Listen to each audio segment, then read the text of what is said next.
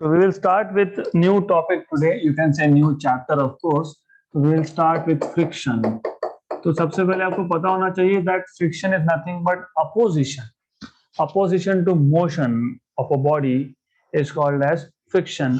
But यहाँ पे opposition to motion of a body when one body is moving over another. तो ये जो है आपको पता होगा, हमने in one of my previous lecture we have seen types of forces. तो उसमें contact force था, non contact force था. Non contact forces, example gravitational force, example electrostatic force, or then you have contact forces. So frictional force is a type of contact forces. And because it's best time for us, क्योंकि अभी सुबह ठंडी में what you do is आप एक हाथ को दूसरे हाथ के ऊपर रब करते हो, मतलब you move one object on another object. तो यहाँ पे ये कॉन्टैक्ट फोर्स है, and here when you do this you generate heat because of friction. तो सबसे पहले आपको ये पता होना चाहिए कि friction is opposition to motion of a body when it tries to move और it moves. Tries to move और इट मूव्स, दोनों ही केसेस में on the surface of another body. हम इन डिटेल देखेंगे कि ये फ्रिक्शन क्यों होता है. तो फॉर एग्जाम्पल लेट अस से कि एक ऑब्जेक्ट है. Let us take a table for example. You have a table, this is table, and इस टेबल पे there is another object which is trying to move और इट इज मूविंग. दोनों ही cases हो सकते हैं, but I will start with trying to move, मतलब initially the object is at rest. तो what do we see is, हमें ऐसा दिखता है कि ये जो बॉडी है और टेबल है, इन दोनों का surface is smooth. This is what you see. But in reality जब आप माइक्रोस्कोपिक लेवल पे देखोगे तो होता ऐसा है, in that case, in case of microscopic level, मतलब आप जब माइक्रोस्कोप से देखोगे तो you will find many irregularities.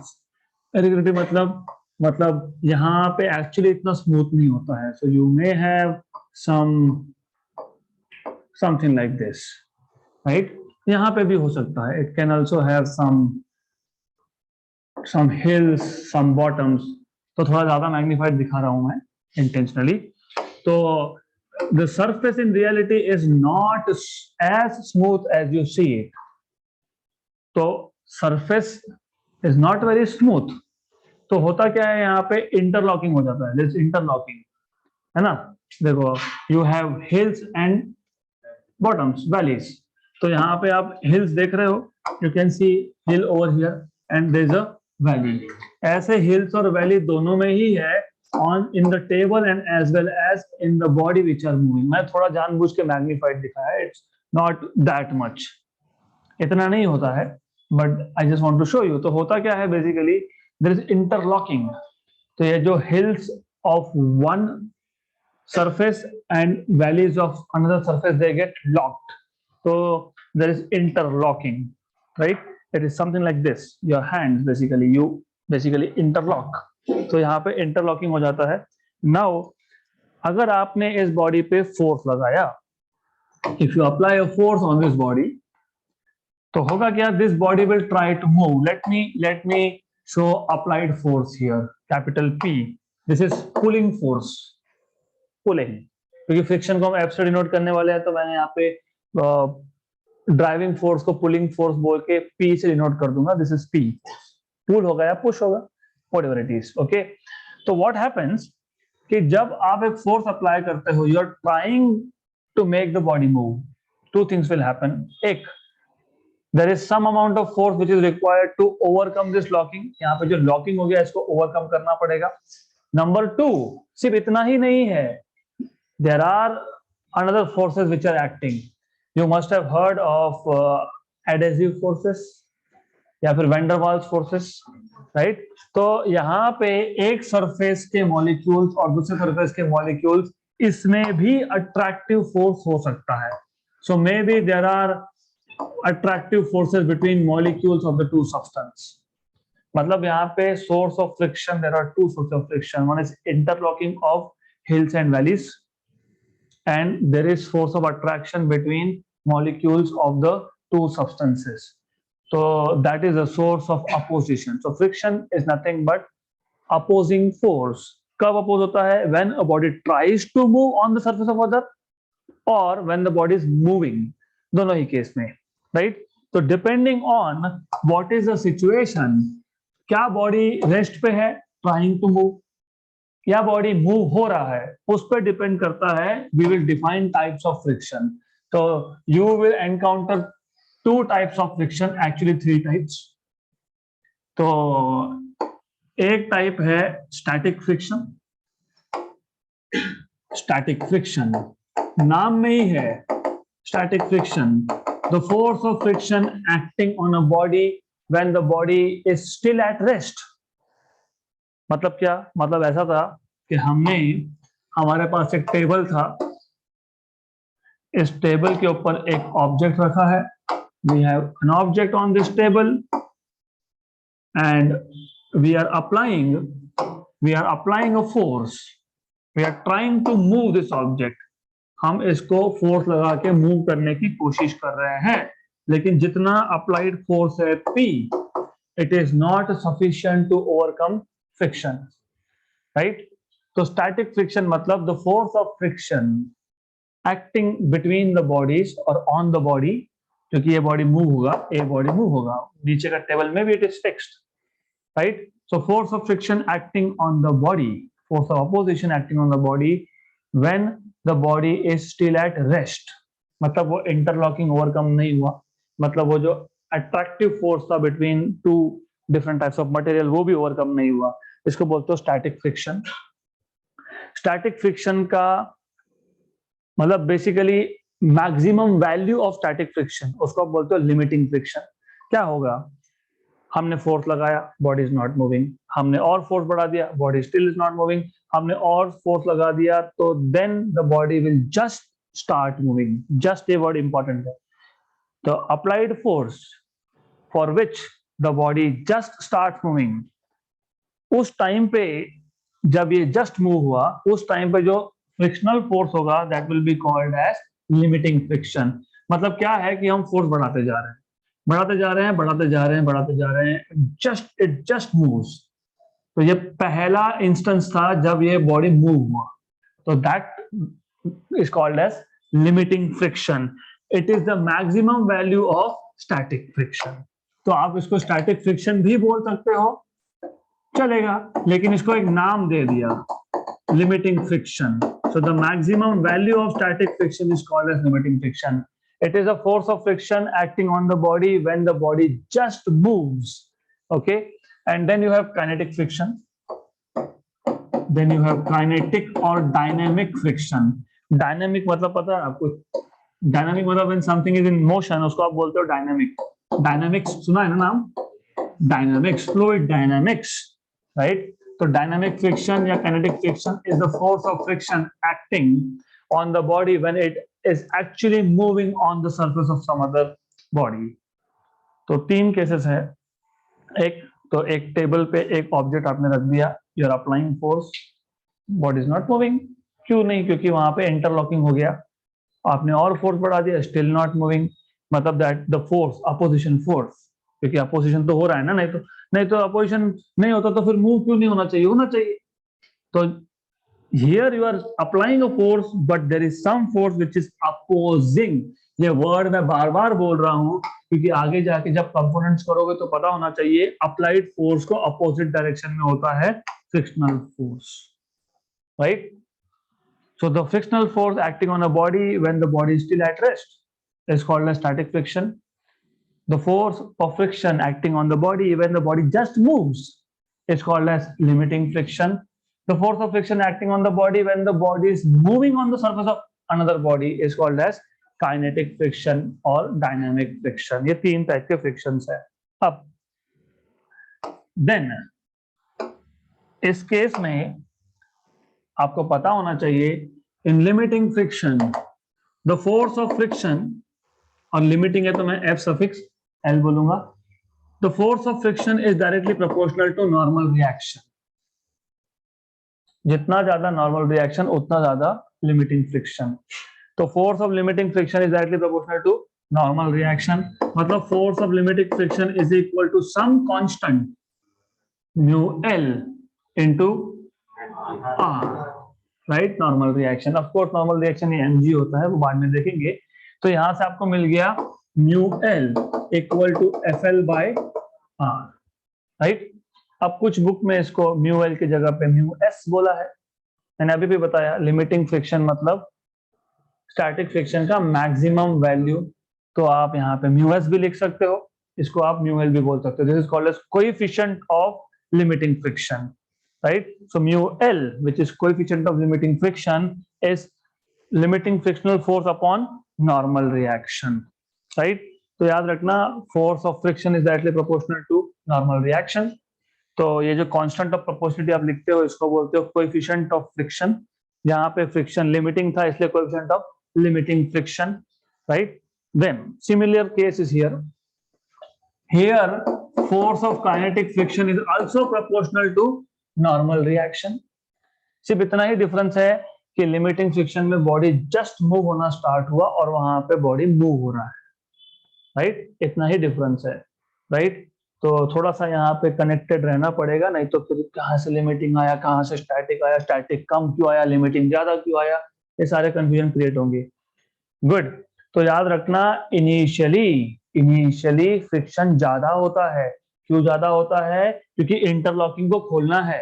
Interlocking को खोलने के बाद एक बार बॉडी मूव होने लग गया तो वापस इंटरलॉक कब तक नहीं होगा, जब तक बॉडी रुकता नहीं है।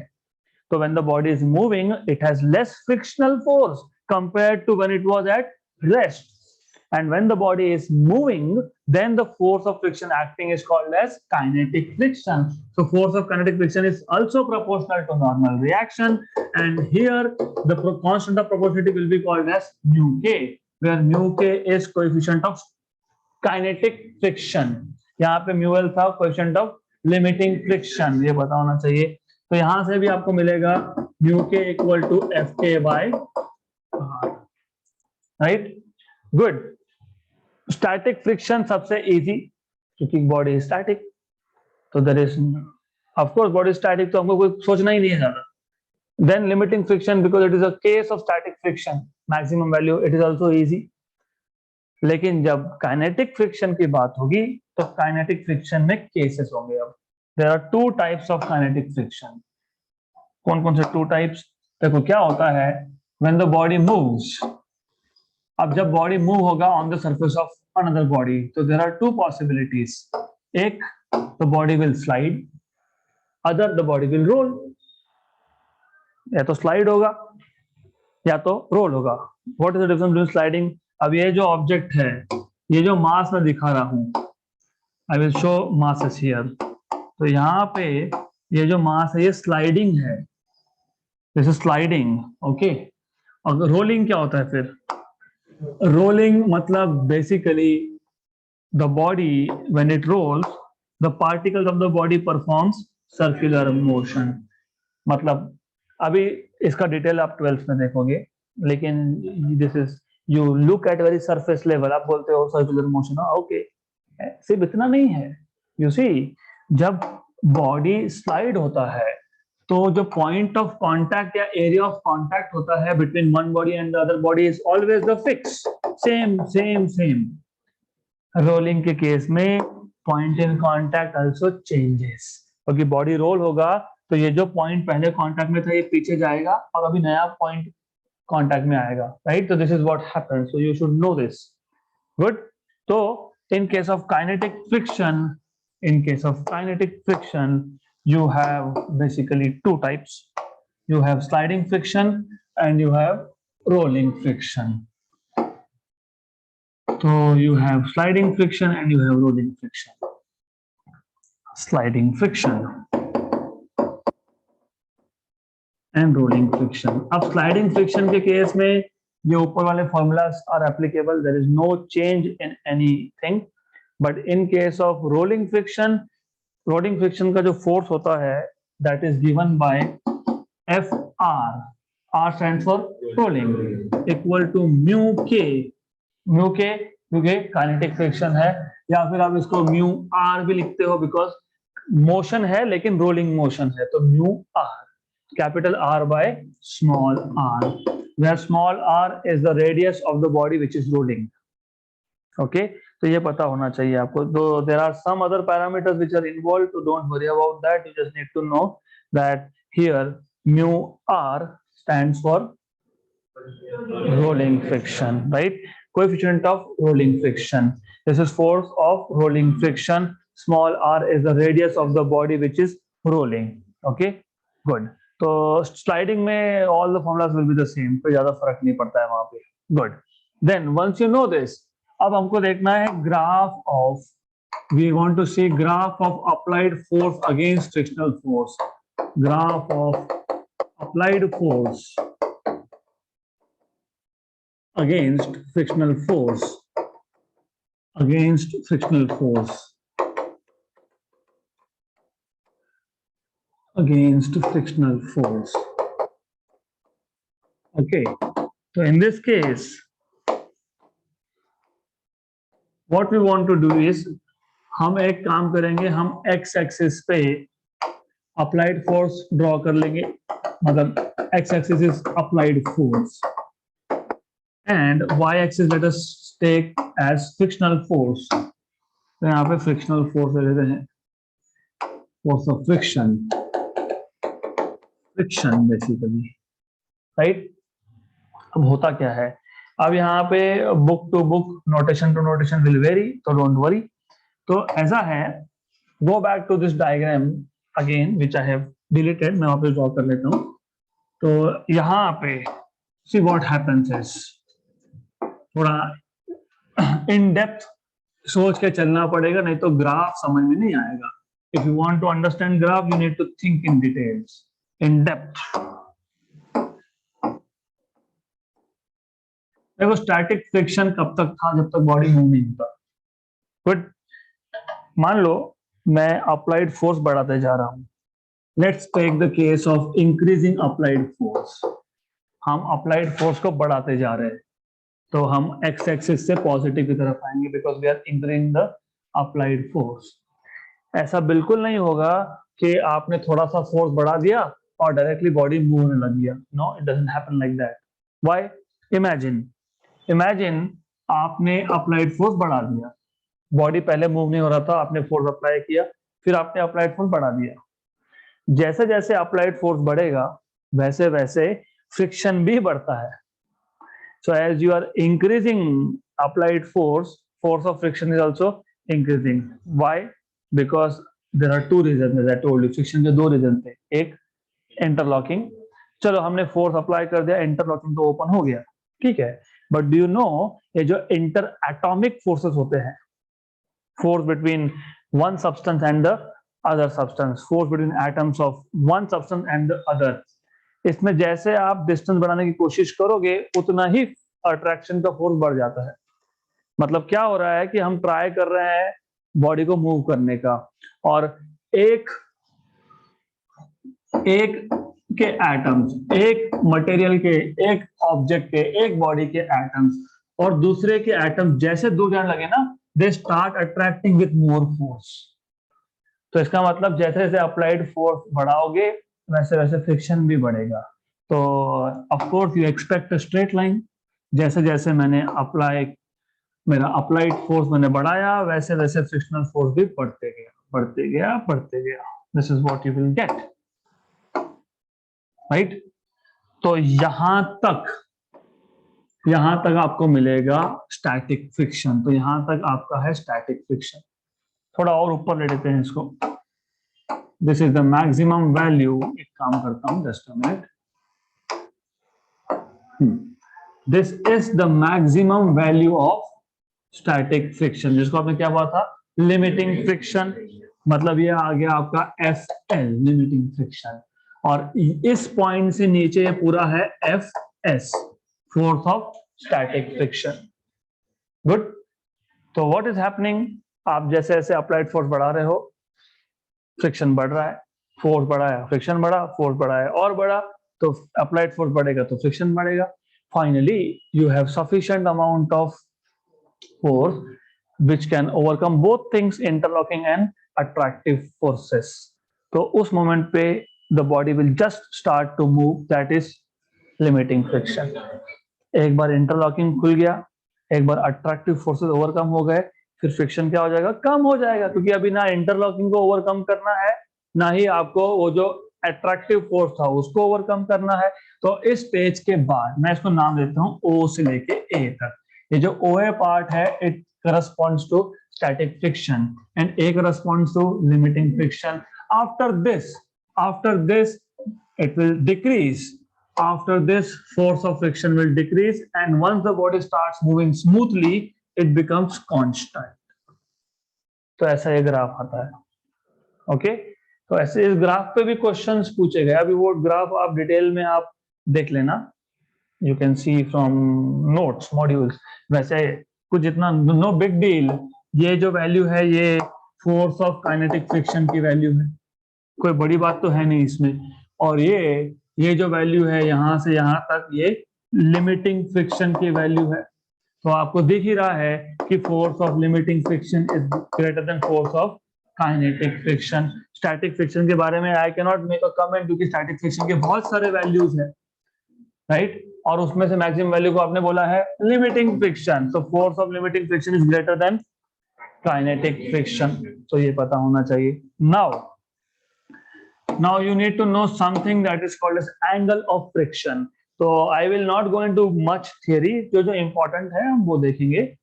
तो now what you want to do is, in this case अब आपको देखना है what is angle of friction. So angle of friction, angle of friction. तो angle of friction first of all एक एकदम क्लियर पिक्चर बना लो कि व्हाट इज रियली हैपनिंग। आपके पास एक टेबल था, उस टेबल के ऊपर एक ऑब्जेक्ट रखा है, you have an object on this, then what you are doing is you are applying a force. और मैंने पहले ही बता दिया ये जो फोर्स है ड्राइविंग फोर्स, ये या तो पुल फोर्स होगा या तो पुश फोर्स होगा। तो इसको मैं P से डिनोट करने वाला हूं, दिस इज फोर्स P। अब जो अपोजिंग फोर्स है वो फ्रिक्शनल फोर्स, वो हमेशा अपोजिट डायरेक्शन में एक्ट होता है। तो आपको फ्रिक्शनल फोर्स डजंट मैटर आप यहां दिखाओ, मैं यहां क्यों दिखा रहा हूं, क्योंकि पॉइंट ऑफ कांटेक्ट पे होता है फोर्स। बट ऑफ कोर्स आपको चाहिए तो आप यहां भी दिखा सकते हो, कोई फर्क नहीं पड़ता, because you can always move vector parallel to itself. तो लेकिन in reality it acts when the bodies are in contact. तो ऐसा ये फोर्स होगा। अब इसको थोड़ा एक्सटेंड कर लेता हूं, इसको भी थोड़ा सा एक्सटेंड कर लेता हूं। तो I will extend this also. Now what you know is normal reaction. Normal reaction है ऊपर की तरफ और नीचे है आपके पास mg। तो weight of the body mg acts vertically downwards, और ये आ गया आपके पास नॉर्मल रिएक्शन। अब एंगल ऑफ फ्रिक्शन मतलब क्या? Angle of friction is the angle between. अब क्या है देखो, ये जो नॉर्मल रिएक्शन है और ये जो फ्रिक्शनल फोर्स है they are perpendicular to each other. नहीं भी होते but they are starting from the same point. मतलब इन दोनों का रिजल्टेंट वेक्टर होगा। तो इन दोनों का रिजल्टेंट वेक्टर कहां जाएगा? Along the diagonal, it will go somewhere over here, है ना? तो किसका रिजल्टेंट देख रहे हैं हम लोग देख रहे हैं नॉर्मल रिएक्शन का और फ्रिक्शनल फोर्स का रिजल्टेंट। इसको मैं नाम दे देता हूं S, right? The angle between resultant of normal reaction and frictional force, angle between resultant of S is resultant of normal reaction and frictional force. Angle between resultant of normal reaction and frictional force made with respect to normal reaction. क्योंकि आप angle तो यहां से भी major कर सकते थे frictional force से, तो कहां से कर रहे हो measure? Normal reaction. This is called as angle of friction. So angle of friction is the angle between normal reaction and the resultant of normal reaction and force of friction. Good. अब one more thing that you need to know is, अगर आप अभी मैं friction को थोड़ा सा छोटा दिखा देता हूं यहाँ पे, because then I want to show कि आप एक वेक्टर्स को you can move it parallel। तो मतलब बेसिकली ये फ्रिक्शनल फोर्स है तो ये भी फ्रिक्शनल फोर्स है। फिर अगर मैं tan थीटा लेता हूं तो what is tan theta? Opposite upon adjacent. Opposite मतलब F, एडजेसेंट मतलब good. But do you remember something? Frictional force upon normal reaction is coefficient of friction. तो ये आ जाएगा कोएफिशिएंट ऑफ फ्रिक्शन। लिमिटिंग, ठीक है, लिमिटिंग नहीं भी होगा, हो सकता है काइनेटिक हो, क्योंकि काइनेटिक केस के केस में से body will be moving, that's it. तो मैंने यहाँ पे जनरली लिखा है mu. It can be kinetic, it can be limiting, both, right. तो therefore theta, tan theta is mu, तो theta is tan inverse of mu, correct. तो ये आ गया tan थीटा म्यू, मतलब theta is tan inverse of mu, मतलब angle of friction is basically tan inverse of mu, where mu is coefficient of friction. So that is called as angle of friction. Okay.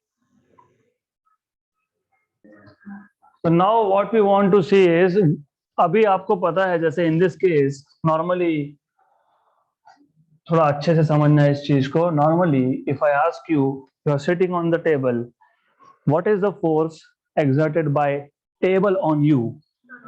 Normal reaction, exactly. तो यहाँ पे भी वही question है, what is the resultant force exerted by surface on the block?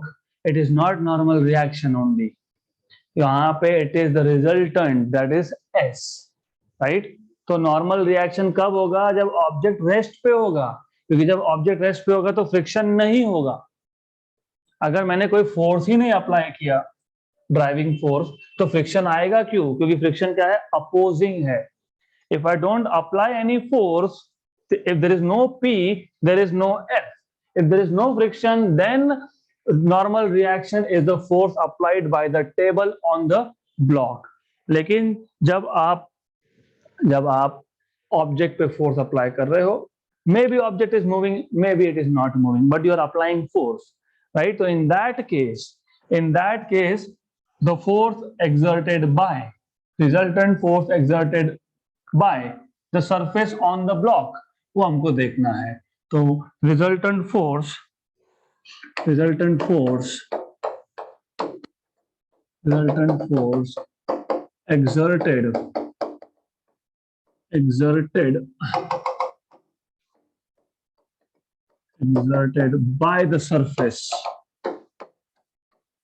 by the surface on the block, ये पता होना चाहिए आपको। ओके, तो of course as you can see resultant is S। अब ऐसा क्यों बोल रहे हैं आप? बोला कि नहीं फ्रिक्शन कहाँ सरफेस में लगा, फ्रिक्शन किसने लगाया? फिर सरफेस नहीं लगाया। That is why I told you कि एक्चुअली फ्रिक्शन रियलिटी में यहां दिखाया जाता है, राइट? तो frictional force is also force exerted by the surface on the moving object or object which is trying to move, and normal reaction is also force exerted by the surface on the object. तो resultant क्या आ गया? S। और as you can see ये S जो है, आप चाहिए तो आप वो फॉर्मूला यूज कर लो, r² equal to a² plus b² plus 2ab cos theta, या फिर क्योंकि ऑफ कोर्स यू सी कौन से दो फोर्सेस की बात हो रही है? R और F की, frictional force and normal reaction. Angle कितना है? 90। What is cos 90? 0। तो क्या आएगा? r² इक्वल टू, यहाँ पे R मतलब यहाँ पे S² equal to r² plus f²। लेकिन जरूरत ही क्या थी? अरे राइट एंगल ट्राइंगल है, तो राइट एंगल ट्राइंगल है तो काम तो हमारा और भी इजी है। तो you can say from the figure, from that diagram, you can say from diagram हमको दिख ही रहा है, हमको क्या दिख रहा है? that resultant force acting on the block कितना है? S equal to under root of frictional force square plus normal reaction का square. Good. Now going back here, frictional force in both cases, चाहे वो limiting हो चाहे वो kinetic हो, it is coefficient of friction into normal reaction. तो यहाँ पे आप बोल सकते हो but what we know is, but we know F equal to mu into R. अगर ये लिमिटिंग होगा तो यहाँ पे म्यूएल लिखोगे, मतलब the body is just moving, just moves. अगर ये ऑलरेडी मूविंग बॉडी होगा तो यहाँ पे म्यू के लिखोगे। तो therefore S equal to under root of F की जगह पे म्यू आर, तो mu square R square plus R square. तो यहां से आप आर को कॉमन निकाल सकते हो। S equal to under root of R square into mu square plus 1। Therefore S equal to R under root of mu square plus 1। But as you know कि normal reaction R पता है ना mg होता है, पता है कि नहीं ये mg होता है। तो therefore you have S equal to mg under root of mu square plus 1। This is the force exerted by the surface on the block। अब हमको देखना है कि मिनिमम वैल्यू और मैक्सिमम वैल्यू कितनी, right. What is the range of force, कौन सा force, force exerted, किसने एक्सर्ट किया, by the surface on the block, right. तो in this case what you will have is, अगर फ्रिक्शन नहीं हुआ, if there is no friction, तो minimum force होगा क्योंकि ये जीरो हो जाएगा। So if friction is absent, if friction is absent, you have mu equal to 0। Therefore, in that case, S equal to just mg 0 plus 1, that is mg only, right? अगर friction present है तो it is mg root of mu square plus 1, right? So therefore force exerted by the surface on the block is varying from mg to mg root of mu square plus 1। Therefore S is greater than or equal to mg and less than or equal to mg into root of mu square plus 1, right। फिर आप जब बोलते हो ना normal reaction mg है, तो उस case में फ्रिक्शन नहीं है, या तो फिर फ्रिक्शन नहीं है या तो ऑब्जेक्ट मूविंग नहीं है, क्योंकि अगर ऑब्जेक्ट मूविंग नहीं होगा तो कोएफिशिएंट जीरो होगा। तो उस केस में व्हेन यू से ऑलवेज, बिकॉज हम उसी मोड में रहते हैं, नॉर्मल रिएक्शन बोला तो mg, अरे वो mg स्पेशल केस है, इधर देयर इज नो फ्रिक्शन और the body is not moving, right. Body is not moving में भी दो केसेस है, there is applied force but the body is not moving, तो वहां पे स्टैटिक फ्रिक्शन एक्ट हो रहा है। या फिर when the body is at rest and there is no force, तो जब मैं बोलता हूँ normal reaction equal to mg, तो ये दूसरा केस है जिसमें बॉडी मूव नहीं हो रहा है, फोर्स भी नहीं लग रहा है, हमने लगाया ही नहीं फोर्स, छोड़ दिया उसको वैसे ही। So this is what you need to know, you exactly need to know कि व्हाट इज द सिचुएशन। अब हमको डिफाइन करना है angle of repose, angle of repose. Then what is the angle of repose? Imagine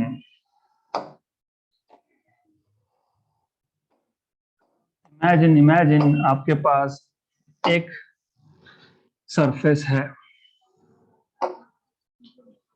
right, और इस case में आपके पास इस सरफेस के ऊपर एक ऑब्जेक्ट रखा हुआ है। So let me take an object on this surface.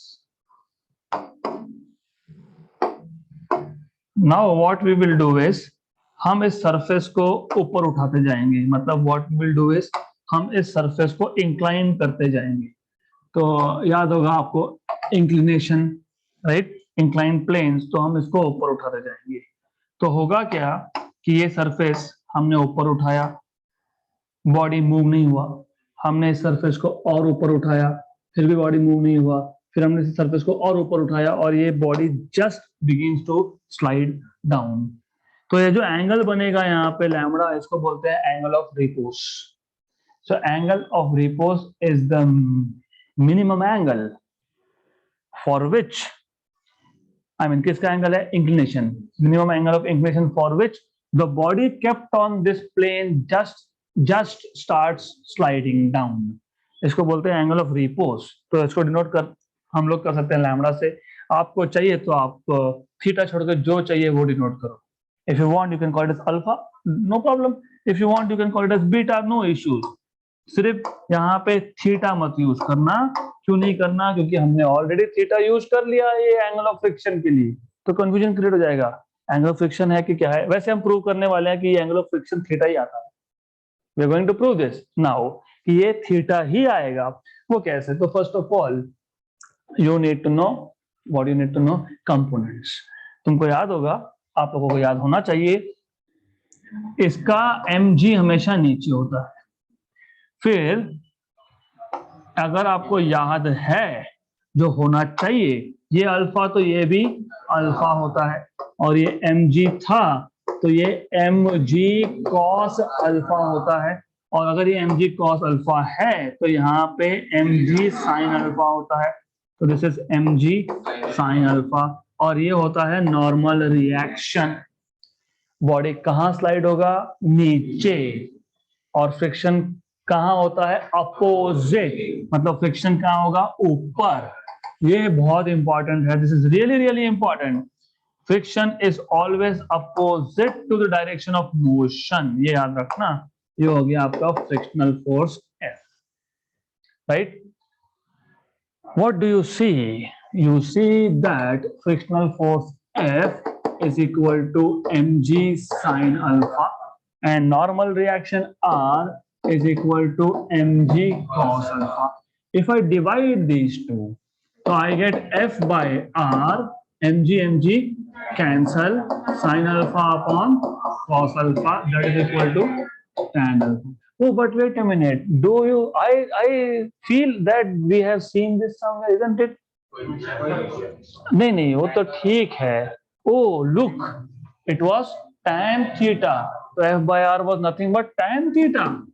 But F by R is equal to tan theta. Therefore, tan theta equal to alpha. मतलब theta equal to alpha, which means angle of repose is nothing but angle of friction. सिर्फ वो है कि repose के case में आपके पास inclined plane है, और इन case of angle of friction the object was kept on horizontal surface. Good, तो इतना आज के लिए सफिशिएंट है। What I am expecting that you will revise this, because in the next session, that is tomorrow, is going to be much higher level of component solving. तो बहुत सारे components करने पड़ेंगे, and if this is not known to you तो आगे का नहीं आएगा।